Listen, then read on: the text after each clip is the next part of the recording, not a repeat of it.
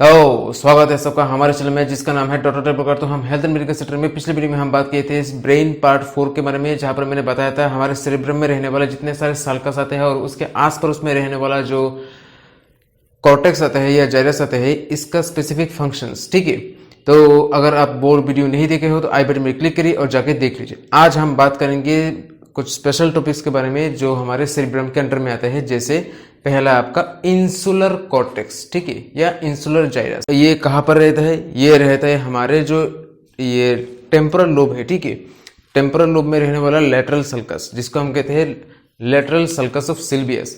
ये lateral sulcus of Silvius के भी थोड़ा डीप में रहता है, थोड़ा गहराई में रहता है। छोटा सा साइज है, थोड़ा गहराई में रहता है।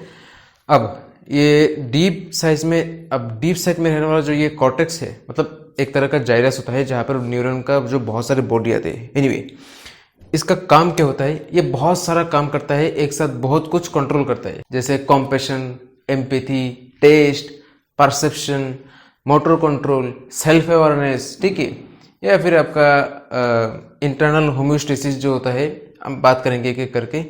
तो इसी चीज को मैं आपको समझा रहा हूं। जो कॉम्पैशन है, कॉम्पैशन क्या है? कॉम्पैशन होता है कि एक दूसरे का दर्द समझना, मतलब गर्लफ्रेंड बॉयफ्रेंड जो होता है, या फिर एक जो लोग दोस्त होते हैं, ठीक है, करीब दोस्त, एकदम क्लोज फ्रेंड या बेस्ट फ्रेंड, क्या होता है, जो मेरा जो प्रॉब्लम है इसको मैं समझा रहा हूँ, वो बैठ बैठ के सुन रहा है, या फिर उसका जो प्रॉब्लम है वो मेरे को सब बता रहा है और मैं बैठ बैठ के सुन रहा हूँ। आज बहुत ज़्यादा धमाके हो रहे हैं, मतलब पटाखे फूट रहे हैं, तो पटाखे का साउंड आपको बैकग्राउंड में आ सकता है, तो इसके लिए मैं कुछ कर नहीं सकता। एनीवे,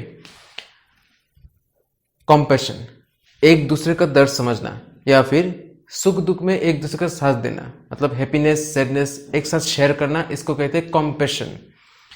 ये ज़्यादातर बेस्ट फ्रेंड के शेयर करने का काम ज़्यादातर बेस्ट फ्रेंड में होता है, ठीक है।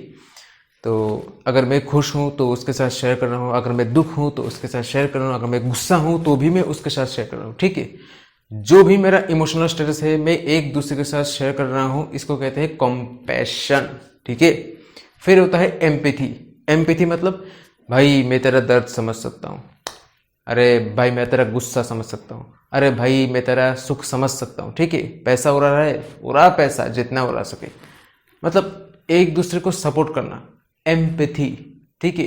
अब चाहे ये हैप्पीनेस हो सकता है, सैडनेस हो सकता है, वायलेंस हो सकता है, किसी भी चीज में आपको साथ देना, एम्पैथी, या एक दूसरे का सहारा देना, बस और कुछ नहीं। फिर क्या होता है? टेस्ट। टेस्ट तो जीभ, स्वाद है, मतलब स्वाद चखना, मतलब खट्टा है, मीठा है, तीखा है, कड़वा है, एटसेट्रा। तो बहुत तरह तरह का टेस्ट होता है।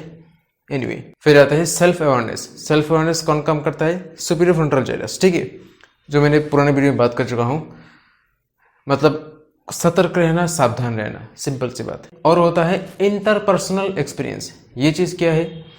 इंटरपर्सनल मतलब मैं एक पर्सन हूँ, एक आदमी हूँ, दूसरा एक आदमी है, ठीक है। हम दोनों के बीच में क्या एक्सपीरियंस है, या क्या समझौता है, या क्या संबंध है, ठीक है।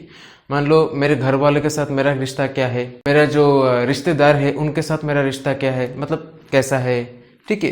फिर बाजू वाला जो दुकान है उनके साथ मेरा संबंध कैसा है, मेरे जो दोस्त लोग हैं उनके साथ मेरा संबंध कैसा है, मैं जहाँ पर काम करता हूँ या जहाँ पर पढ़ता हूँ, स्कूल, कॉलेज, ऑफिस, जहाँ पर भी हो, मतलब एक एक फील्ड में, अलग अलग जगह में अलग अलग जो लोग होते हैं उनके साथ मेरा क्या रिश्ता है, क्या सा संबंध है, ठीक है। अच्छा होता है, बुरा होता है, जेलस होता है, तरह तरह के होते हैं, ठीक है। या जो मेरा गर्लफ्रेंड है या बॉयफ्रेंड है तो उनके घर वाले के साथ मेरा रिश्ता कैसा है।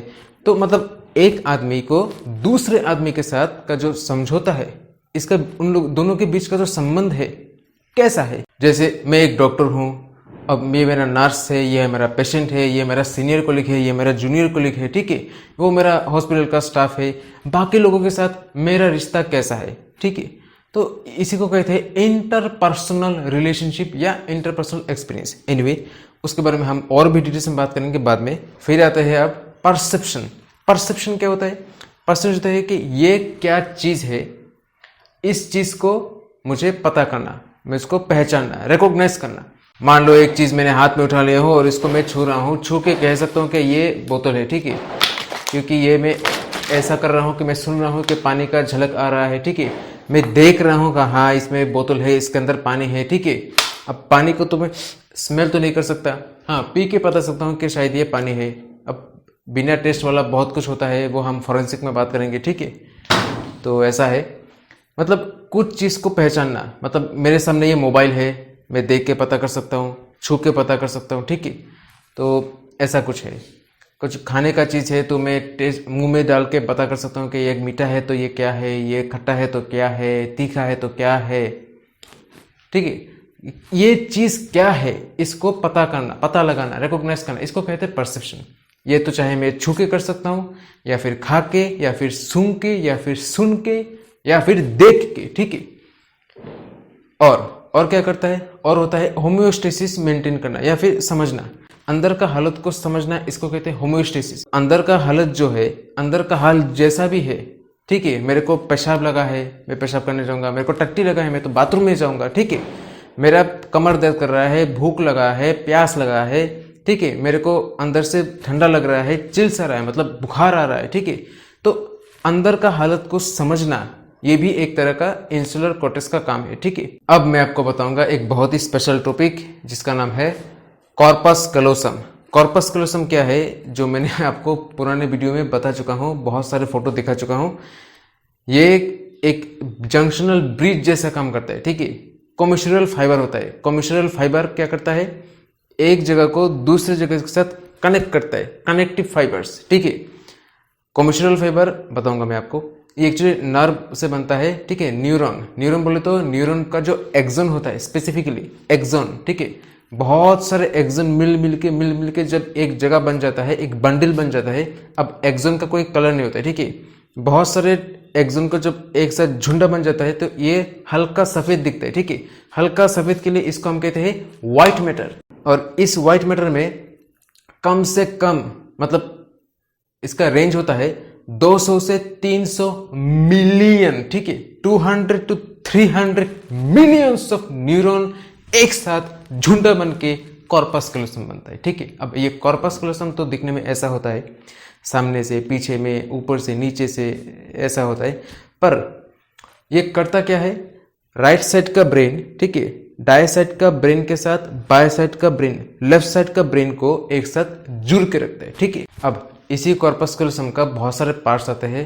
पहले आता है आपका रोस्ट्रम, उसके बाद आता है जेनु, उसके बाद आता है बॉडी, उसके बाद आता है स्प्लेनियम, ठीक है।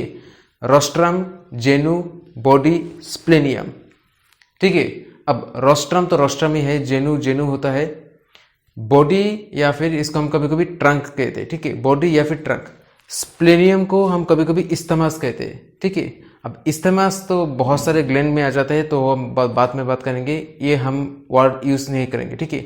स्प्लेनियम, ओरिजिनली स्प्लेनियम, बस। रोस्ट्रम, जेनु, बॉडी, स्प्लेनियम, खत्म। शुरू हुआ आपका जेनु से। जेनु का एक पार्ट बहुत नीचे जाता है जिसको कहते हैं रोस्ट्रम। जेनु का एक पार्ट पोस्टीरियर इन्फीरियर जाता है जिसको मिल जाता है आपका सेप्टम पेलुसिडम के साथ, खत्म। अब ये पार्ट ऊपर में बढ़ते फ्रंटल लोब क्रॉस करके पैरेटल लोब में घुसता है, पैरेटल लोब को क्रॉस करके पीछे जाता है, ट्रंक फॉर्मेशन करता है, ट्रंक फॉर्मेशन के बाद ये ऑक्सीपिटल लोब को क्रॉस करता है, सेरिबेलम तक पहुंचता है, फॉर्मेशन करता है स्प्लेनियम, ठीक है। ट्रंक और या फिर बॉडी और उसके साथ जो स्प्लेनियम है, इस दोनों को एक साथ मिलके इसके बीच में रहने वाला जितने सारे न्यूरल फाइबर होता है, जो कॉम्यूशनल फाइबर होते हैं, इस सब को एक झुंडा बन के, मतलब ये दोनों को एक साथ हम कहते हैं तापेटम, ठीक है। टेपेटम, तापेटम, तपेटम, जो भी आप बोल सकते हो बोल लो। आपका कॉन्फ्यूजन दूर करने के लिए मैं एक पॉइंट बोल रहा हूं जिसका नाम है सेप्टम पेलुसिडम। सेप्टम पेलुसिडम क्या है, हमारे जो ये मतलब हमारा जो ये सेरिब्रम है, ठीक है, सेरिब्रम ऊपर से लेके हुए नीचे तक, ठीक है, पूरा एरिया कवर हुआ है, ठीक है। मिडियल सरफेस से लेके शुरू होते होते ऊपर में चल गया, ऊपर में चल के साइड में चल गया, साइड से लेके नीचे चल गया, फिर से मिडियल सरफेस में आ गया, ठीक है। तो पूरा जो ये ग्रे मैटर का कवर है, मतलब कॉर्टेक्स का जो कवर होता है, इसके बीच में खाली एरिया होता है जिसको हम कहते हैं कमरा। अब ये कमरा सारा मतलब पूरे जगह में तो अवेलेबल नहीं है, बीच में थोड़ा थोड़ा अवेलेबल है और थोड़ा पीछे में अवेलेबल है और बाकी नीचे में अवेलेबल है, ठीक है। तो बीच वाला पार्ट जो अवेलेबल होता है इसको हम कहते हैं लैटरल वेंट्रिकल, ठीक है। कमरा मतलब वेंट्रिकल। तो मान लो ये एक कमरा है और उस साइड में एक कमरा है, बीच में यह है एक दरवाज़ा जिसको हम कहते हैं सेप्टम, ठीक है। तो दोनों कमरे के बीच में जो दरवाज़ा होता है या फिर दीवार होता है, इसको हम कहते हैं सेप्टम। अब इसका नाम है सेप्टम पेलुसिडम। दोनों कमरे का नाम क्या है? लैटरल वेंट्रिकल, मतलब राइट साइड का एक वेंट्रिकल, लेफ्ट साइड का राइट साइड का एक वेंट्रिकल, लेफ्ट साइड का वेंट्रिकल। सेप्टम पेलुसिडम हमारे जो ये सेंट्रल एक्सिस है इसके बराबर रहता है, और ये सेप्टम के जरिए दोनों वेंट्रिकल अलग अलग रहते हैं। वेंट्रिकल में क्या होता है? कुछ फ्लूइड फॉर्मेशन होता है, ठीक है। तो क्या होता है वो फ्लूइड हम बाद में बात करेंगे। अब सेप्टम पेलुसिडम का काम क्या है? दोनों को अलग करके रखना, बस और कुछ नहीं। तो ये सेप्टम आपका व्हाइट मैटर और ग्रे मैटर दोनों लेयर से ही बनता है, क्योंकि व्हाइट मैटर क्योंकि सबसे करीब है आपका कॉर्पस कैल्शियम, जो मैंने अभी भी बताया हूँ, ठीक है। कॉर्पस कैल्शियम व्हाइट मैटर से बना हुआ है, इसी का एक प्रोजेक्शन होता है छोटा सा, जो आपका सेप्टम पेलुसिडम बनने में मदद करता है। और साथ में आपका जो न्यूरॉन बंडल्स होता है, ग्रे मैटर तो है ही, ठीक है। तो सेरिब्रम में जो भी कुछ इंपॉर्टेंट था मैंने बता चुका हूँ। अब हम सेरिब्रम के अंदर में घुसेंगे, ठीक है। सेरिब्रम के अंदर जो भी स्ट्रक्चर रहते हैं, आपका मिड ब्रेन, साथ में आपका हाइपोथैलेमस, हिपोकैम्पस, ठीक है, थैलेमस, इस सब के बारे में बात करना है, ठीक है। तो आज के लिए बस इतना ही, क्योंकि बाहर में बहुत ज़्यादा शोर शराबा हो रहा है, पटाखे फोड़ रहे हैं, क्योंकि हमारा जो बेंगोली एरिया है तो इधर में लक्ष्मी पूजा हो रहा है और बहुत ज़्यादा डिस्टर्ब हो रहा है। तो मैं और ज़्यादा कंटिन्यू नहीं कर पाऊँगा, तो फिर मिलेंगे कुछ नया टॉपिक लेके, तब तक के लिए बाय।